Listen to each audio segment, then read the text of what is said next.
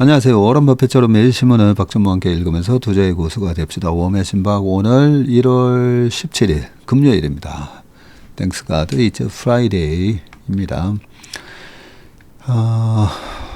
요즘 맨날 너무 58분, 57분 이렇게 좀 길어져서 좀 줄여야 되는데 그죠?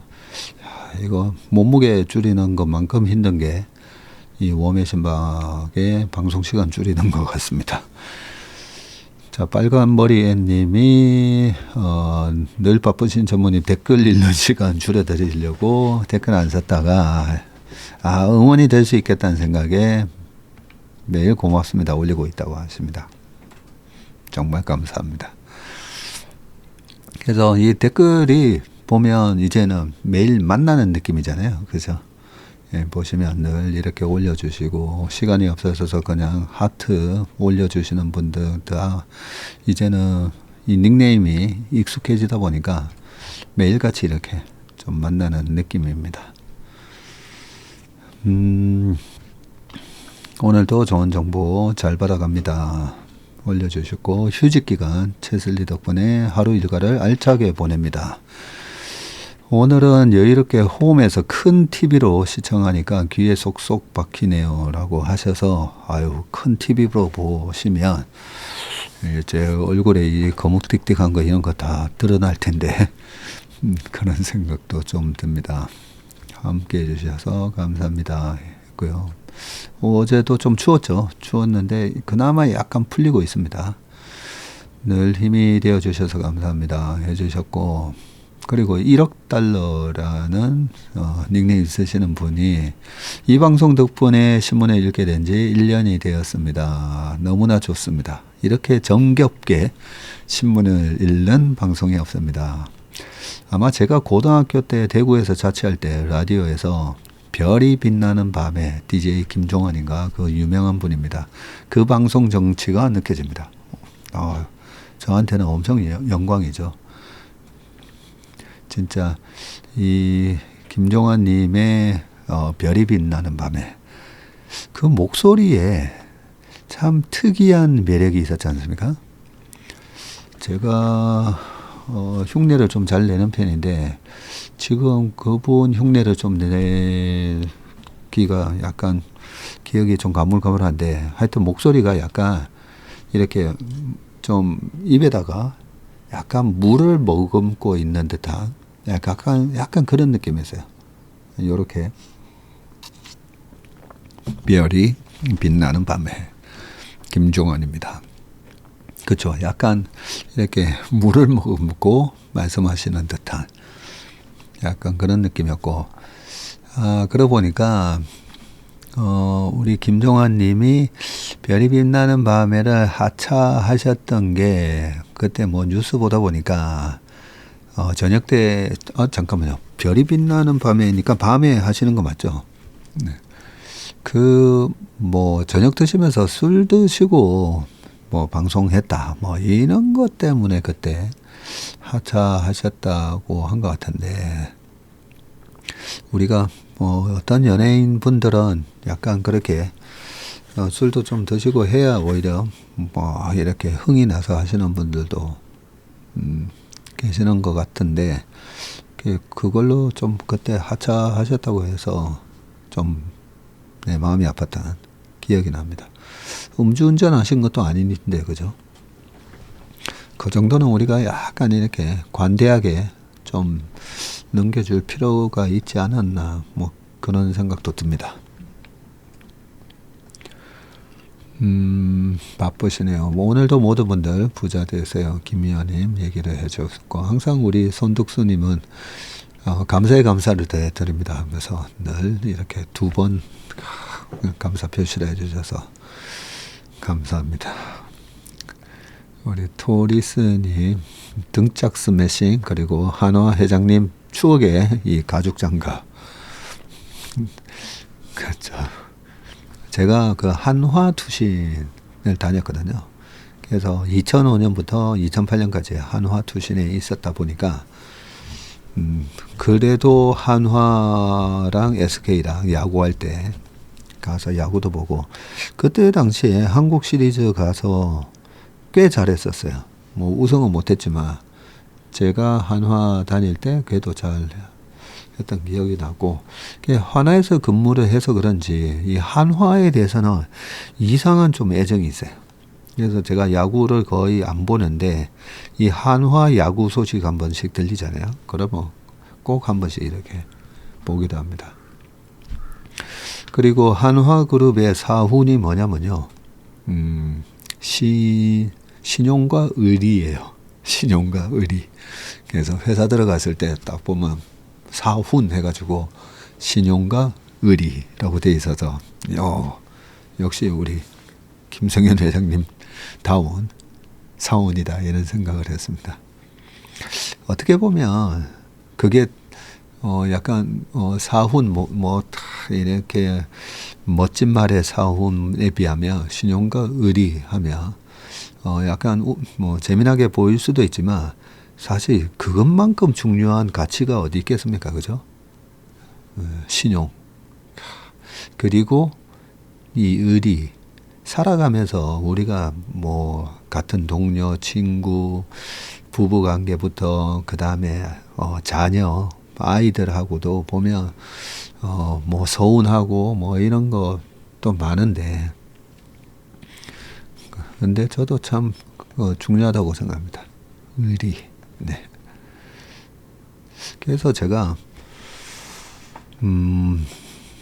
저희 조카도 그렇고 한 번씩 그 자녀들이나 또 주변의 동료들 그런 결혼 상담 이런 것도 한 번씩 하는데요. 그러면 여성분들한테는 그럽니다.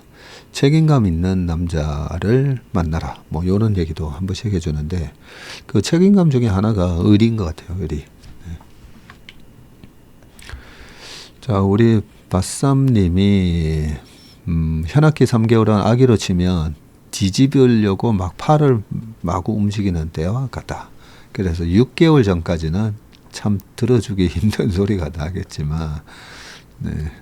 저희 딸 그래도 한 1년은 했던 것 같습니다. 1년은 했는데 너무 연습을 안 해서 그래서 좀 실력이 안 늘고 악기에 대한 재능도 사실 재능이 있는 사람하고 없는 사람이 있잖아요.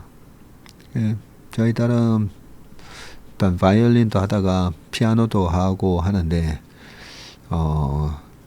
저희 딸이 보면 좀 서운해하겠지만 악기에 그렇게 재능은 없는 것 같아요. 네. 자, 그러면서 제가 아이들 만날 때 피아노 이모님처럼 하나의 기억 속에 뭔가를 전달했던 사람으로 남는 게 목표입니다. 네, 저는 이게 우리 모든 사람의 목표가 돼야 된다고 생각합니다. 우리가 어떤 한 사람한테 기억 속에 옛날에 고등학교 때 그 선생님 때문에 내가 지금 제가 된 것 같습니다.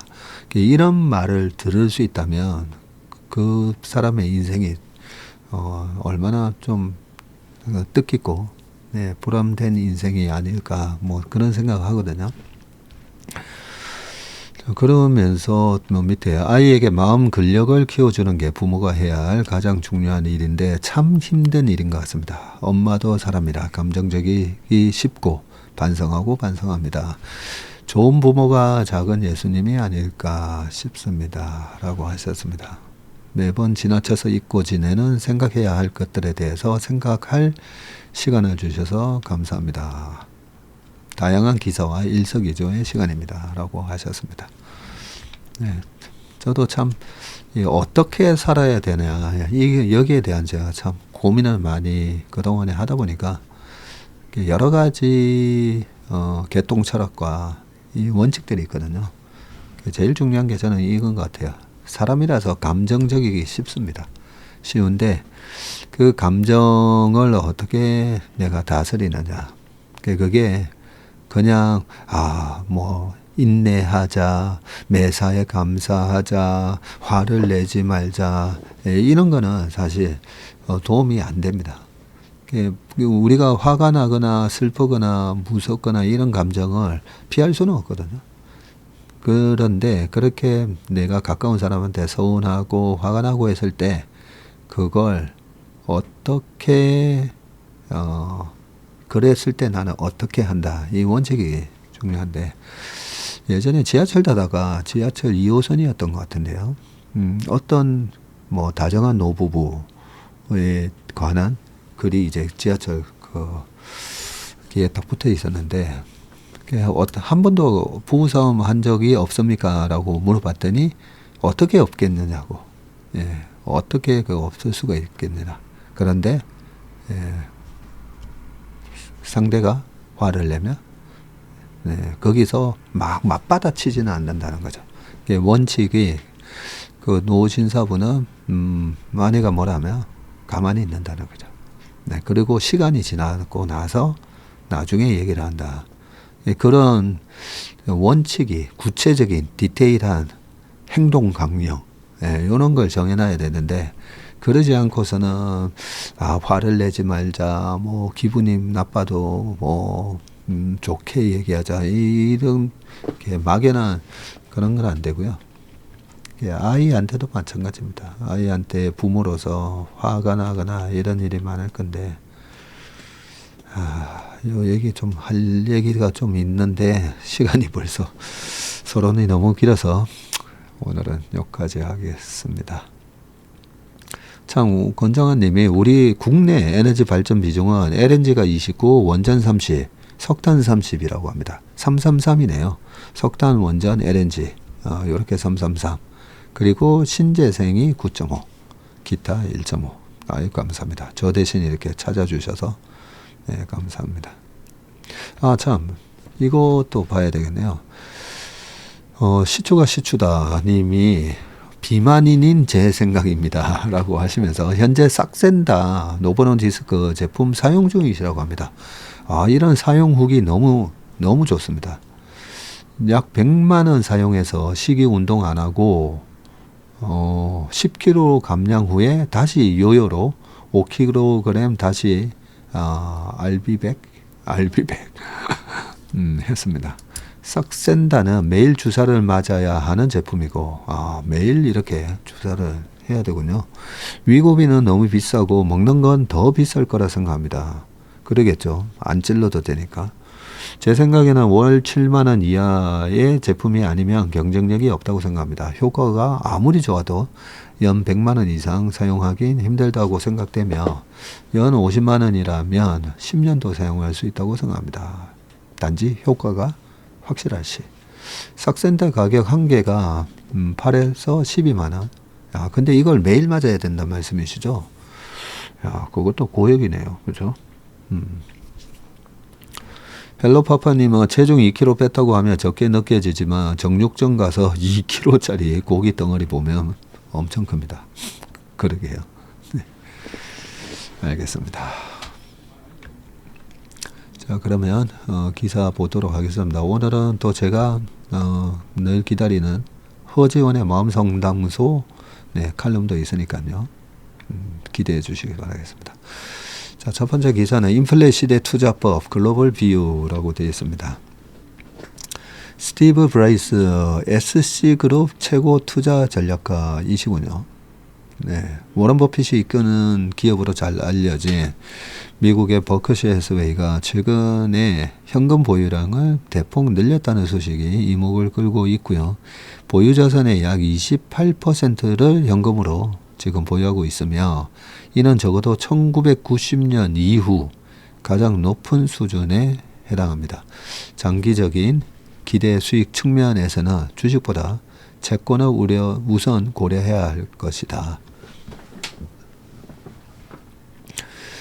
지금 단기채가 한 4.2%, 장기채가 4.6에서 7%를 주다 보니까 채권 비중이 많이 늘으셨죠. 자, 이분이시네요. 스티브 브라이스. 네.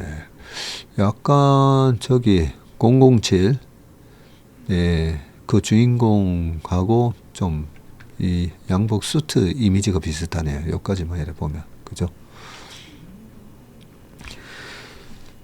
우선 주식과 채권의 기대 수익을 구체적으로 살펴보자. 앞으로 5년간 미국 주식의 기대 수익률은 23년 기준 5.7%였으나 작년에는 5.2%로 하락을 했고요. 이게 아마 PER의 역수일 겁니다. 아마 20배, S&P 500이 20배면 1 나누기 20 하면 5% 나오니까, 그죠? 18배, 17배로 떨어지면 떨어질수록 요 PER의 역수가 높아집니다. 그럼 한번 PER 10배다 하면 1 나누기 10 하면 10%. 네. 그걸 주식의 기대 수익률이라고 할 수가 있고요. 자, 미국 국채의 기대 수익률이 4.7%와 비교해 보면 채권이 주식보다 훨씬 낮은 변동성으로 유사한 수익을 제공한다는 점을 알 수가 있죠. 네, 최근 미국 시장의 조정도 PER이 22배니까 5% 밑으로 떨어졌잖아요. 그런데 10년 국채가 뭐 4.7, 4.8 막 이렇게 찍어버리니까 주식이 더 올라가기가 굉장히 버겁죠. 변동성, 주식은 왔다 갔다 변동성 스트레스를 주는데 채권은 확정 이익이니까요. Fixed Income이잖아요. 채권은. 네. 그걸 지금 말씀하고 계신 거고요. 과거 주식 비중에 무게를 뒀다면 앞으로는 채권에 좀 더 많은 비중을 배분해야 함을 시사한다. 다만 팬데믹 이후 과거보다 높은 수준의 물가 압력이 이어지면서 채권의 실질 수익은 크지 않을 수가 있고 고물가 환경은 포트폴리오 내 주식과 채권의 분산 효과를 낮추게 되고요. 이렇다 보니 다수 투자자는 그저 현금을 비축하고 기회 요인을 관망해야 하는 것이 아닌지 갈등한다는 거죠. 앞으로 주목할 부분은 인플레이션인데 몇몇 미국 투자은행은 2008년에서 2009년 글로벌 금융위기 이후 10년간 저물가 국면에서 벗어나 인플레이션이 더 높아질 수 있는 여건을 고려해 채권이 더는 매력적인 투자처가 아니라고 주장하고요.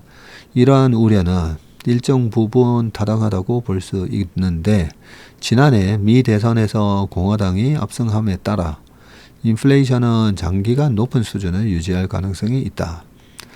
트럼프 재집권으로 관세 인상, 강경한 이민 정책, 그리고 감세로 이어질 확률이 높기 때문이고 이론적으로 경제에서 유유 생산 능력이 부족하고 수입품을 자체 생산으로 대체할 능력이 제한적이면 이러한 요인이 인플레이션을 초래할 수 있죠.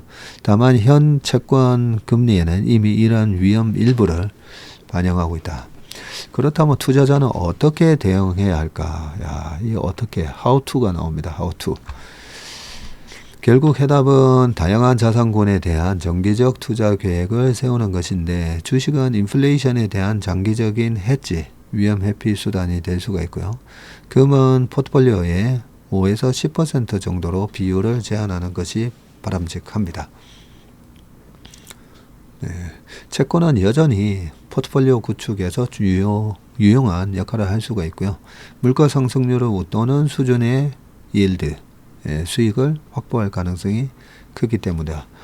이와 함께 투자 수익률 제고를 위해서 어떤 전통적 시장 외에 다른 영역, 대체 자산으로 포트폴리오를 다각화하는 것도 고려해야 하고 먼저 사모채권과 사모주식은 9% 수준의 장기 기대 수익을 나타낸다. 따라서 사모자산을 편입하면 전체 포트폴리오 기대 수익을 높이는 동시에 분산 투자 효과로 변동성을 다소 줄일 수 있다. 여기서 유의할 점은 투자 기회에 대한 적정성을 제대로 평가해야 한다는 거다.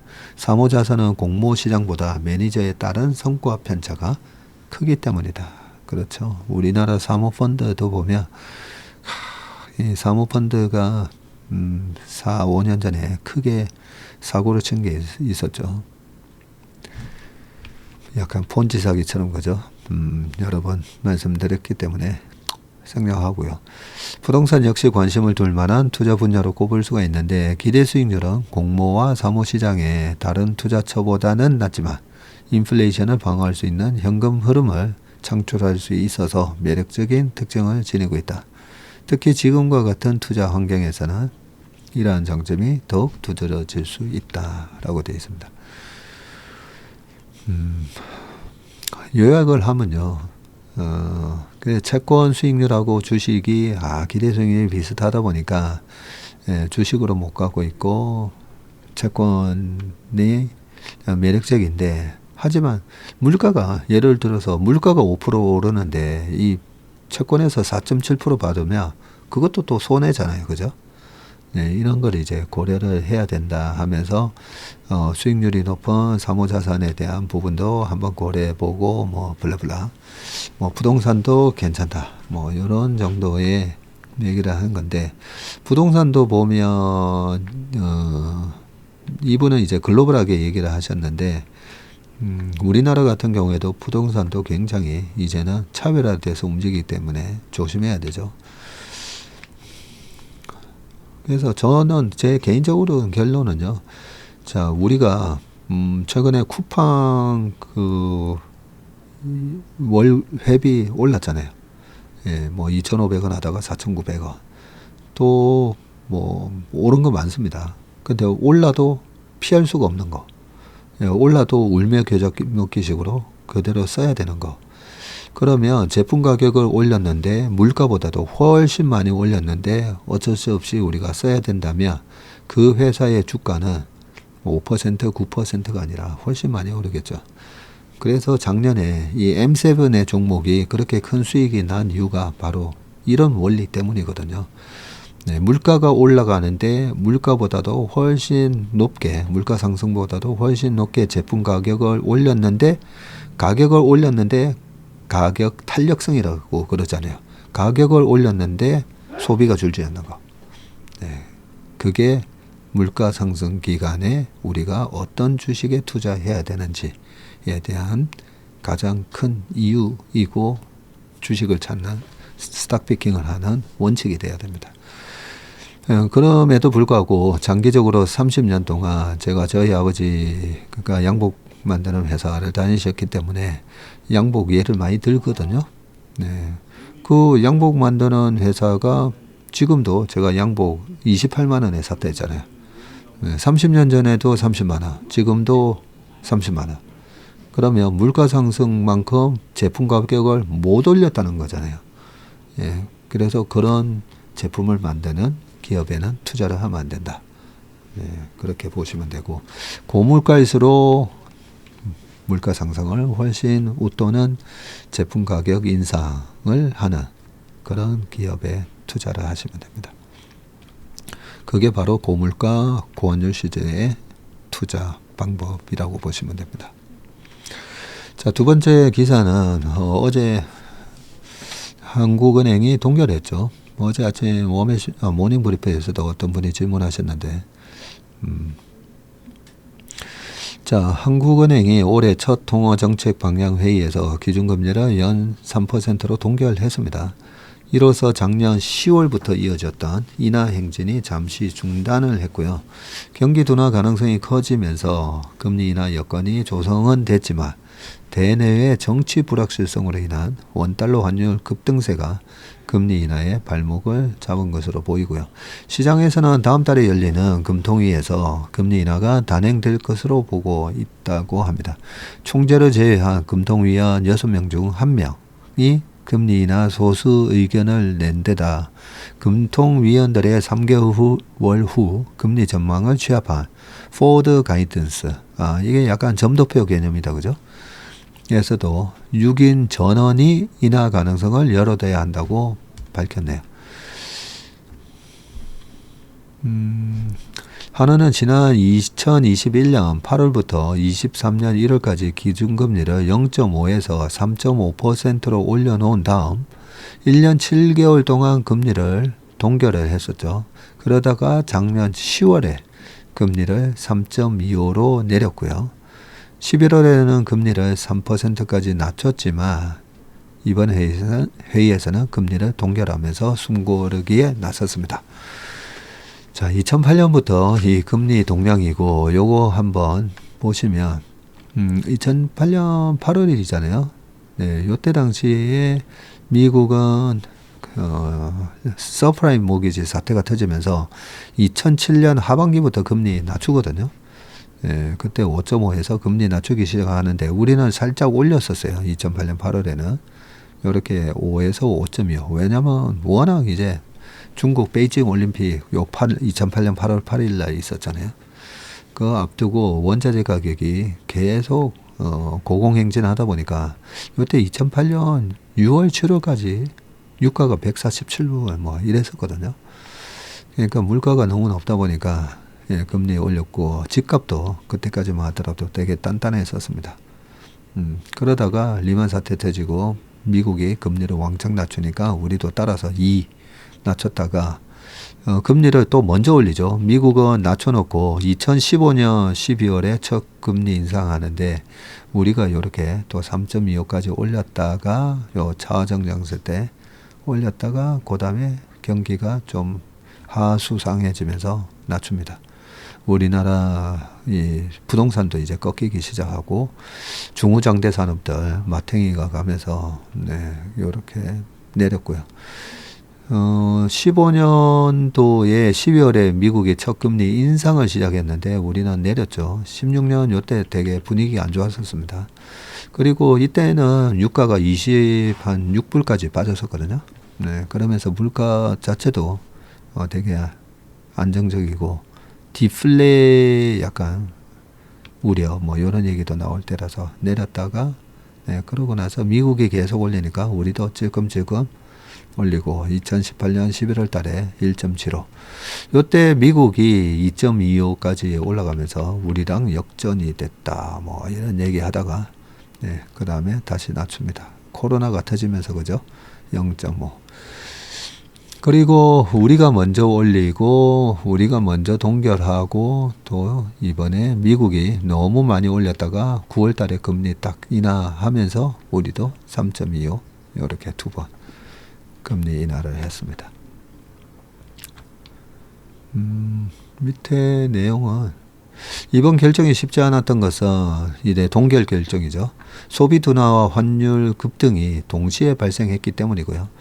이창용 총재가 경기 상황만 보면 금리를 내리는 게 당연한 상황이지만 이번에는 환율을 중심으로 한 대외 균형을 더 고려했다. 정상적인 상황보다 환율이 필요 이상으로 올라간 상황이기 때문에 물가 등 내수에 미치는 영향을 좀 유의해야 한다고 했습니다. 다만 이 총재는 추가 인하 가능성을 열어두고요. 인하 기조가 종료된 것이 아니라는 메시지를 전달했고요. 작년 4분기에 이 성장률이 전기 대비해서 0.2%나 더 밑으로 내려갈 가능성이 커졌고요. 성장 하방 위험이 커져서 금리 인하 필요성이 커졌다고 합니다. 앞서 하나는 계엄 직후 4분기 성장률이 0.5에서 0.4로 그리고 작년 연간 성장률은 2.2에서 2.1로 내려갈 수 있다고 봤는데 실제 경제적 타격이 더 커서 성장률이 더 낮아질 수 있다는 설명이다. 뭐 식당 취소되고 막 좀 내수가 약간 얼어붙었었죠. 총재를 제외한 금통위 위원 6명을 요 얘기는 아까 했고요. 연내 2.25% 전망한다. 뭐 이런 얘기 쭉 있고요. 전문가들 오는 20일 트럼프 2기 출범 이후 드러날 정책 윤곽과 페드의 금리 인하 속도 조절 가능성 등을 고려해서 한은도 금리 인하 속도를 조절한 것으로 전망을 하고 있고요. 올해 2, 3회 금리 인하가 단행돼서 연내에는 금리가 2.25까지 낮아질 것이다 라고 되어 있습니다. 유진 SK증권 연구원은 다음 달 이후로는 연준의 금리 인하 속도에 맞춰서 통화정책을 결정하지 않을까 싶다면서 이 총재가 3% 금리가 금융안정을 고려한 중립금리 수준의 상단에 거의 도달했다고 언급한 것을 보면 금리를 급하게 인할 것 같지는 않다라고 얘기했고요. 또 다른 분은 1,500원대 환율과 2%포인트의 한미 금리 차는 부담스러울 것이라면서 금리 인하 속도가 지연된다면 7월까지 2.5%까지 금리가 내려가고 이후 경기가 안 좋아지거나 연준의 금리 인하에 맞춰서 2.25까지 금리가 내려갈 것으로 본다고 내다봤습니다. 지금 환율 때문에 우리가 더 금리 낮아지면 금리 차 때문에 우리나라에서 돈이 빠져나가서 뭐 미국으로 가면 환율이 더 악화되지 않을까 이런 걱정 때문에 동결을 했다고 하시는데 실질적으로는 크게 영향을 받지는 않는다고 보는 게 맞습니다. 그 채권에 투자하는 외국인들은, 우리나라 채권에 투자하는 외국인은 우리나라 성장률과 물가를 봐서 지금 요 금리 수준에서도 떨어지는 속도가 미국 국채보다는 더 빠를 거다 생각해서 우리나라 채권 투자하는 거다 했잖아요. 네. 그래서 3% 사서 금리가 2% 되는 거라, 미국 4.7을 샀는데 4.0이 되는 거라 보면 3% 사서 2%를 노리는 게 홀라죠. 그래서 뭐 한국은행에서 동결을 하긴 했지만 너무 이 환율 걱정을 하면서 그렇게 안 하셔도 되지 않을까, 그런 생각입니다. 자, 그 다음 기사는 30년 전 무너진 도시, 최악의 참사가 만든 놀라운 빌딩 숲. 뭐죠? 일본 고베시. 한신 대지진. 네, 제가 주식시장에 94년 8월 달에 들어오고, 이 95년 1월 달에 발생했었거든요. 네, 읽어보겠습니다. 일본 고베시 동부에 자리 잡은 고층 맨션 숲. 앞으로는 더 넓은 바다가 펼쳐지고 뒤로는 산을 끼고 들어서 천혜의 위치를 자랑하는데, 고베의 신도심인 이곳 HAT 해피 액티브 타운, 해피 액티브 타운 고베는 1995년 1월 17일, 오늘이었군요. 30년 전 한신 대지진 발생 이듬해 재개발을 시작한 부흥의 상징이 됐다고 합니다. 여기가 여의도의 약 3분의 1 크기의 매립지 120헥타르의 주택과 대형 쇼핑센터, 영화관, 미술관, 공원 등이 들어섰고요. 여기네요. 전선을 지하에 매설해서 내진성을 높이고 제시 피난장소로 사용할 수 있는 광장을 곳곳에 설치했다고 합니다. 아름다운 거리와 교통 접근성 덕에 최근 이곳에 어린 자녀를 둔 가구가 늘어나고 있고요. 고베시 인구 통계에 따르면 HAT 고베가 위치한 주호구의 인구는 1995년 10만 명에서 2023년 15만 명으로 증가했다. 초고령화 사회인 일본에서는 드물게 2021년 초등학교가 신설되기도 했고요. 인구가 어떻게 10만 명에서 이런 대지진 이후에 도시가 신도시처럼 이렇게 되면서 인구가 늘어났나 봅니다. 지난 15일 신나카타 역이군요. 신나카타역 주변 상가는 한산한 모습.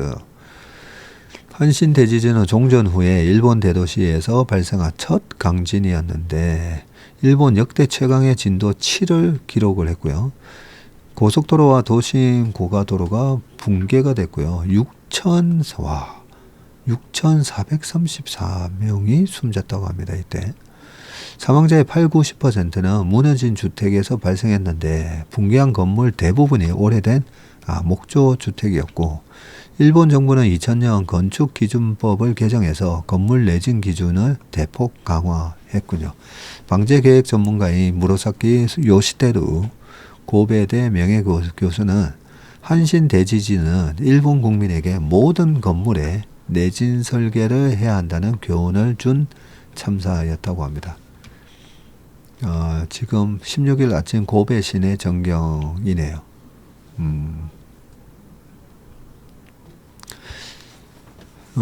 한편 고베시 남서부 코리아타운이 위치한 나가타구의 신나가타역 주변 상가는 저녁 시간에도 인적이 드물었고요. 지진 체험단의 후손들에게 전하는 80대 활동가 A씨는 같은 시내라도 복구 작업에 격차가 있다고 했고요.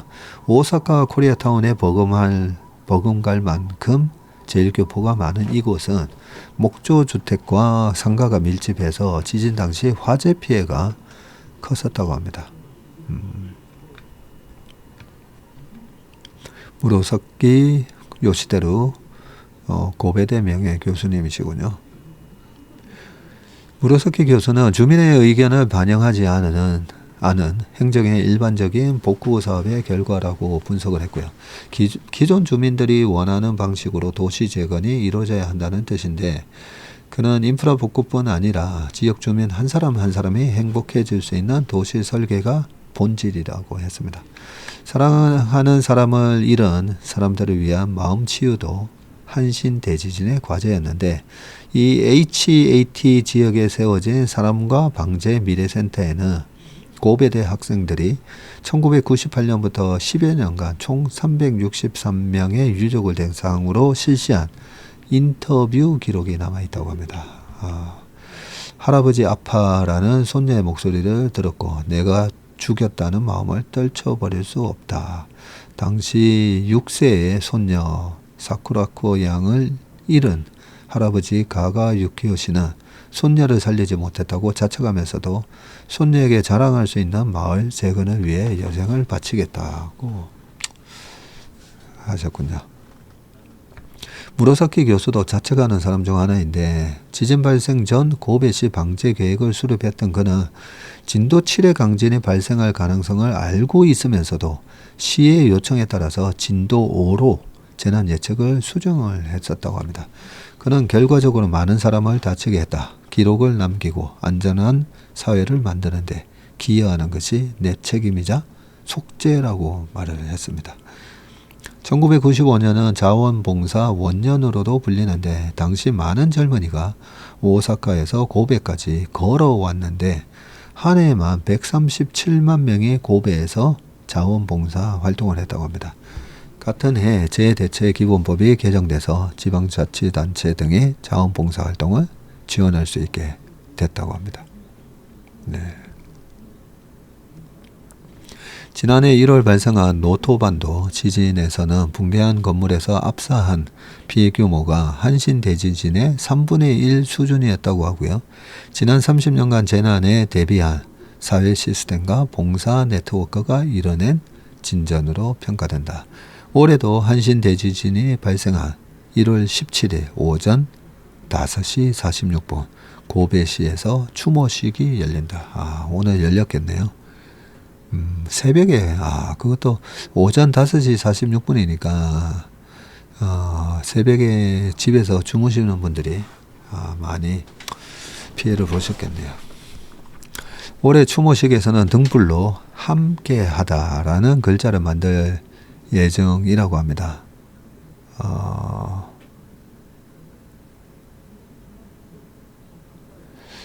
옛날에 대학교 1학년 때 일본어를 제가 F를 받아가지고요. 재수강을 했는데, 이게 요시소우입니까? 함께하다. 네. 요때, 주식시장에도 큰 일이 있었습니다. 95년 1월 달에 요 고베 대지진 때문에 이 주식시장의 리스크 관리, 리스크 관리에 이제는 단골 메뉴로 등장하는 게, 싱가포르에서 한 트레이더가, 배팅을 했다가 100년 된 베어링 은행이 1달러에 HSBC 은행에 팔렸던 걸로 기억하는데, 베어링 은행이 망했죠. 그 트레이드 이름이 닉 리슨이었고, 요 닉 리슨이 베어링 은행을 망하게 만든 그 원인이 바로 이 일본에 대해서 롱 포지션을 잡고 파생으로 하다 보니까 엄청난 레버리지 일으켜 가지고 롱 포지션을 잡았다가 이 고베 대지진 발생하면서 폭락하고, 그 여파로 돈을 다 날려 먹었는데, 그 본사에다가 계속 계좌의 손실을 숨기고 돈을 더 번해달라 이런 식으로 해서, 워낙 이제 수익을 잘 내는 트레이더였다 보니까 그 싱가포르 지사뿐만 아니라 본사에서도 해달라는 대로 다 해줬던 거죠. 그러다가 결국은 베어링 은행 자체를 망하게 만들었다. 일이 바로 요 95년 고베 대지진 때문에 약간 나비 효과가 아니죠. 실제로 영향을 줘가지고 베어링 은행이 망하게 됩니다. 자, 그 다음 기사 보겠습니다. 허지연의 마음 상담소를 제일 마지막에 할까요? 네, 마지막에 하고요. 요 기사 먼저 보겠습니다. 엔비디아, MS도 러버콜, 트럼프 이익이 한국의 보물이 이 시장. 어떤 시장이죠? 자, 트럼프 행정부 출범을 앞두고 아세안 시장의 중요성이 커지고 있다. 지금 여기가 말레이시아 수도 쿠알라룸푸르네요. 굉장히 높은 빌딩. 이게 그 영화에 나왔던 그 빌딩인가요? 근데 그거는 쌍둥이 빌딩인데, 그죠? 약간 쌍둥이처럼 생긴 거. 저 멀리도 보이고, 뭐 높은 건물이 되게 많네요. 자, 미중 무역 분쟁이 확대될 것으로 우려되면서 공급망 다변화와 중국 외 생산 투자 거점으로 요충지 역할이 부각이 되면서 한국도 아세안과 교육이 확대되는 만큼 보다 전략적인 협력이 필요하다는 제언이다. 네. 한국무역협회의 무역통계 확정치를 분석한 결과 지난해 한국의 대아세안 수출액은 전년 대비 4.5% 상승한 1139억 9천만 달러를 기록을 했고요.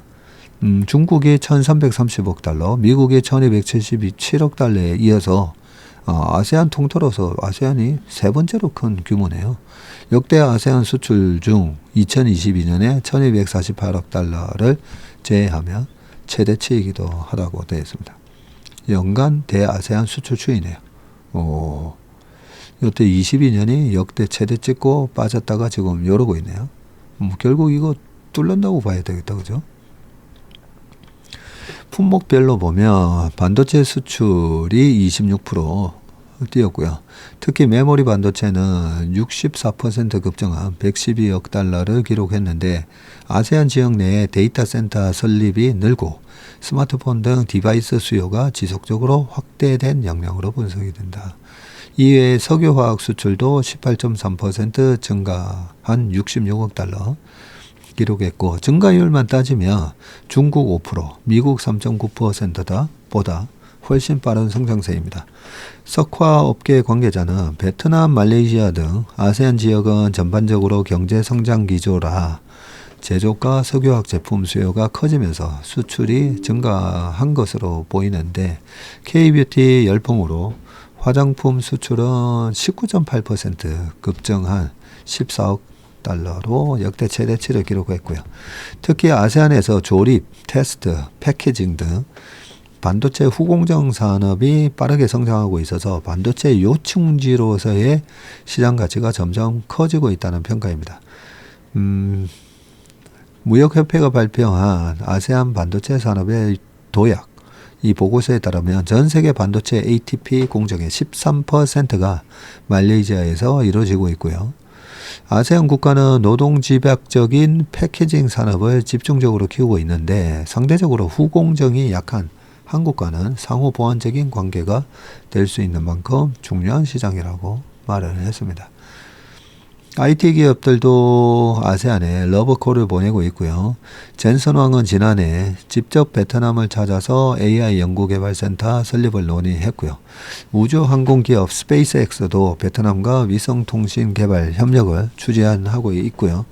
구글은 말레이시아에다가 20억 달러를 투자해서 데이터 센터와 클라우드 관련 시설을 건설하기로 했습니다. 사티아 나델라 마이크로소프트 CEO는 지난해 인도네시아, 말레이시아, 태국을 잇따라 찾아가서 투자 계획을 발표하기도 했고요. 한국도 중장기적으로 미중 양국의 수출을 의존하는 구조에서 탈피해서 아세안 시장과의 협력을 더욱 강화해야 한다는 목소리가 나옵니다. 허슬비 무역 연구원은 중국에 대한 미국의 제재가 강해질수록 지리적으로 가깝고 노동력이 값싼 아세안 시장이 주목받을 수밖에 없다면서 한국은 아직 삼성전자 공장이 있는 베트남을 제외하면 아세안에 대한 투자가 활발하지 않은 만큼 서두를 필요가 있다고 말을 했습니다. 탄핵 정국이 안정화된 이후 정부 차원의 적극적인 움직임이 필요하다는 주문도 있는데요. 아세안은 한 번 시장 점유율을 확보하면 쉽게 바뀌지 않는다. 그만큼 초기 선점이 매우 중요한 시장이라면서 한국도 정부와 민간이 함께 나서서 아세안과의 일관성 있는 협력 체계를 구축할 필요가 있다고 신윤성 산업연구원 센터장이 그렇게 말씀하셨네. 자, 그 다음 기사들 보겠습니다.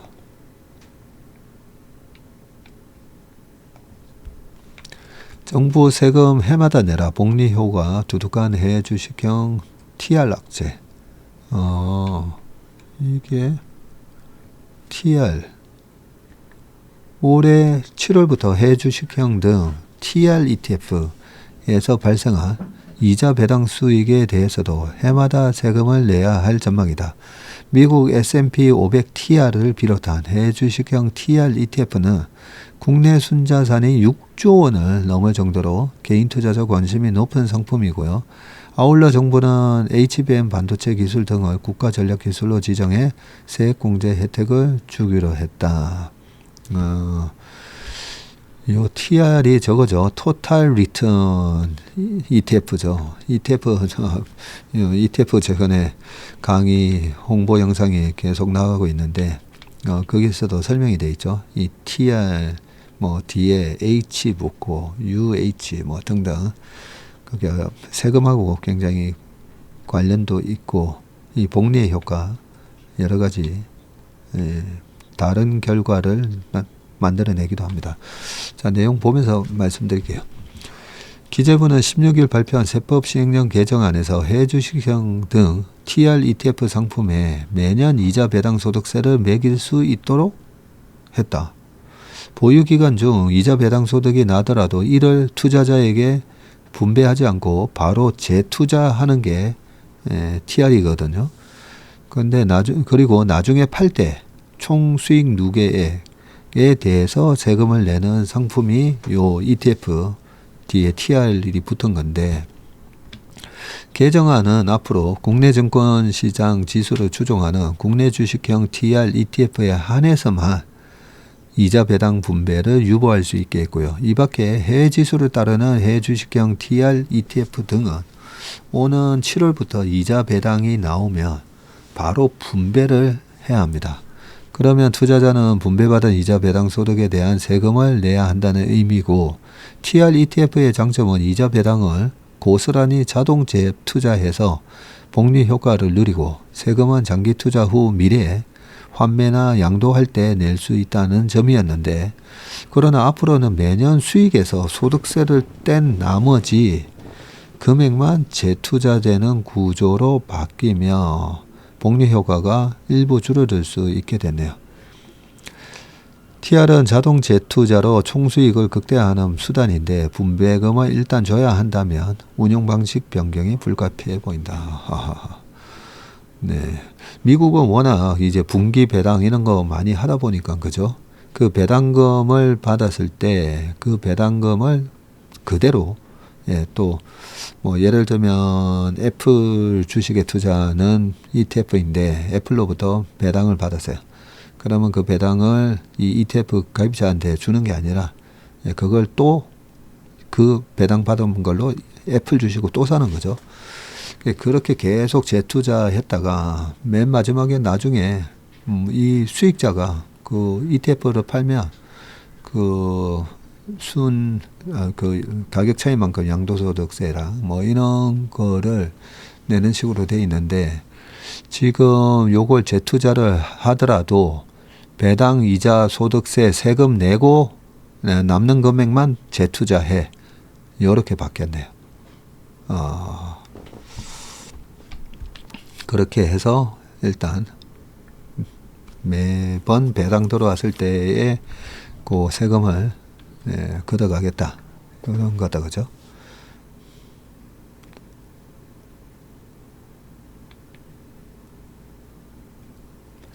자, 밑에는 HBM하고 뭐 이런 쪽이니까 넘어가도록 하겠습니다. ETF 투자하시는 분들은 이 부분 아셔야 될 것 같네요.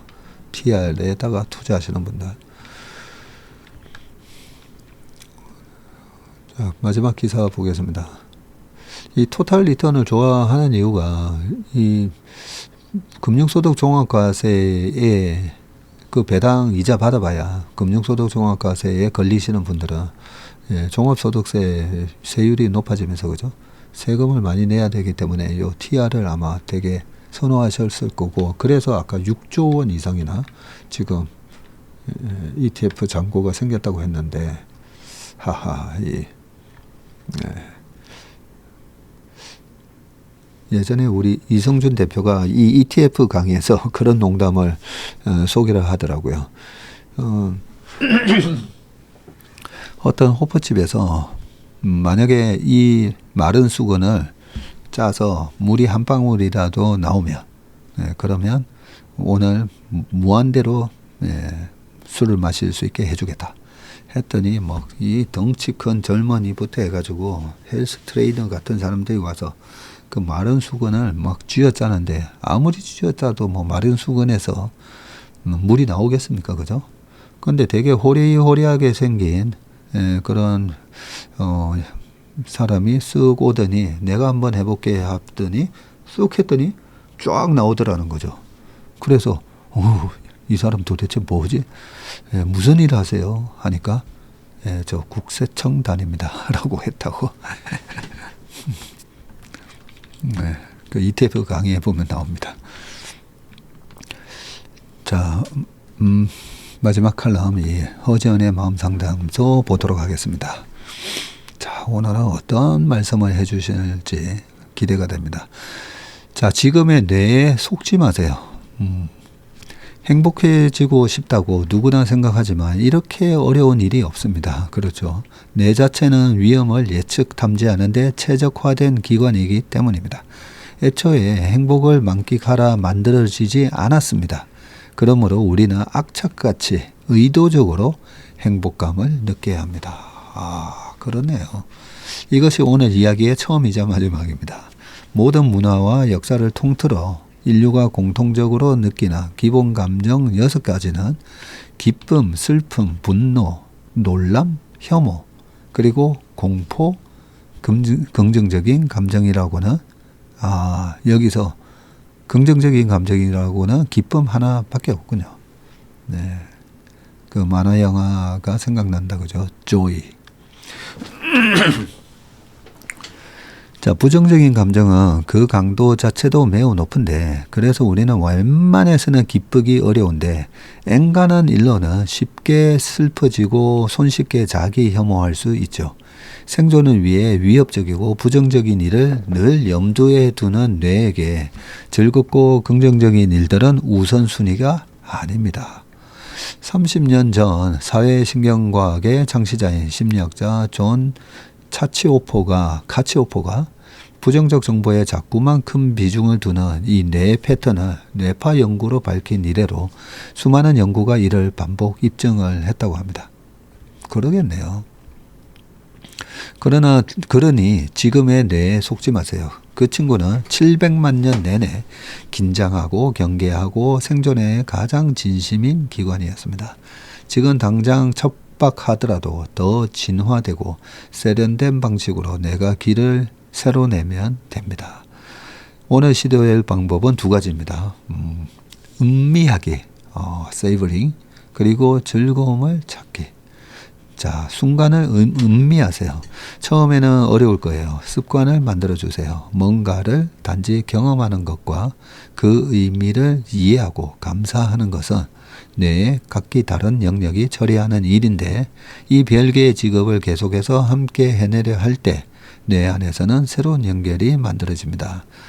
본래 따로 움직여왔던 서로 다른 뉴런들은 저도 모르게 패키지로 묶여서 팀 작업을 시작하고요. 어떤 일을 경험한다, 음미하고 감사를 느낀다, 팀입니다. 불볕이 따스했다면 음미합니다. 밥의 온기가 기분 좋았다면 날씨가 청명하다면 놓치지 않고 음미합니다. 누군가의 덕분으로 무탈한 하루를 보냈다며 음미하고 감사해야 합니다. 그렇게 하루 몇 분만이라도 일상 중에 명상에 진입하고 감사하고 마음을 챙기며 내공을 쌓습니다. 그까지 음미, 정신승리 아니냐 치부할 수 있겠지만 뇌내 신경전달 물질의 입장은 명확합니다. 지난달 네이처지에 게재된 연구처럼 유쾌한 일을 경험할 때 우리 뇌에서는 미래를 기대하게 하고 모험하게 하는 도파민이 경쟁하듯 나옵니다. 내가 감사해야 하고 기뻐하는 순간순간 이러한 신경전달 물질의 농도가 점차 차오른다고 잠시 상상해 보면 그 정도 음미 안 할 이유가 없네요, 진짜. 두 번째로 내 삶의 재미와 즐거움을 어떻게든 찾아내세요. 인지행동치료의 아버지라고도 불리는 임상심리학자 앨버트 앨리스는 인간의 가장 비합리한 생각 중 하나로 아무것도 하지 않아도 행복이 찾아온다는 믿음을 꼽습니다. 아무 콘텐츠도 업로드하지 않아도 구독자 수가 늘어나는 유튜브 채널, 아무 공부도 하지 않아도 유창해지는 외국어 실력, 아무 음식을 만들지 않아도 손님이 밀어닥치는 식당만큼이나 호황된 것입니다. 여기다가 하나 더 하면 평소에 신문 읽고 꾸준하게 기업 공부하고 마음 관리하고 대중들의 심리 그리고 여러 가지 이런 거 공부 안 하고 주식 내 계좌 수익률이 좋아질 거다라는 믿음도 호황된 겁니다. 네, 죄송합니다. 중간에. 자, 나의 행복은 내가 작정을 하고 발견해야 합니다. 좋아하는 음악이나 누군가의 목소리에서 시간을 들이는 취미나 신체 활동에서 곁에 선 아이의 볼록한 볼 윤곽에서 나 이런 거 좋아했네 하며 나 자신을 발견하세요. 그 모든 것들이 우리 삶의 허무와 절망을 이겨내는 작고 귀여운 장치들입니다. 그렇게까지 살아야 하느냐 물으신다면 네, 그것이 인간의 삶이니까요. 질병과 재난, 가난, 고립에 불안해하고 운이 나쁘면 어느 순간 칼날 아래로 추락하는 한계가 있는 인간이니까요. 삶이란 참 난이도가 높아 순간순간의 재미를 찾으며 살지 않으면 어느 순간 우울과 불안에 비합리적이고 왜곡된 렌즈로 자기 삶을 들여다보다가 마침내 견디기 힘들어지는 것이니까요. 가만히 놔두면 뇌는 부정적 감정과 생각의 물결에 몸을 싣고 무력감의 지옥에 다다릅니다. 그러니 뇌가 가자는 대로 가만 내버려 두지 마세요. 저 역시 쉽게 잠들지 못하는 밤이며 저 말고도 수많은 사람이 저마다의 우울과 불안으로 잠을 이루지 못하고 있음을 가만히 떠올립니다.